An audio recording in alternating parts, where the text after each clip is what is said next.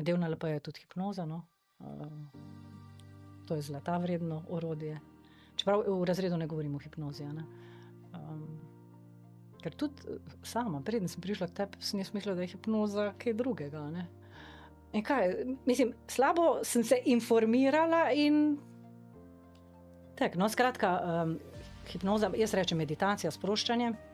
Recimo, ko vidim, da ko pri pouku koncentracija pade, jaz rečem, vse odložite in oni dajo roke na mizo in glavo naslonijo in jaz jih odpeljem ven svet, sproščanje in takrat dobijo pač tiste sugestije, ki jih potrebujejo, ne. Pred vsakim testom jih sprostim, obvezno. Takrat naredimo to zelo hitro. Tisto traja recimo 5 do 6 minut, to sproščanje pa pred testom je pa minuto mogoče. Samo da vdihnejo, izdihnejo, da začutijo utrip, čisto da se sprostijo in pol zmoreš, znaš, zaupaš si, imaš časa dovolj, ne vem, kaj mi pač pade na pamet, ne. Tudi takoj lahko uporabiš. Enkrat na teden pa naredim daljšo hipnozo, daljšo sproščanje, ne.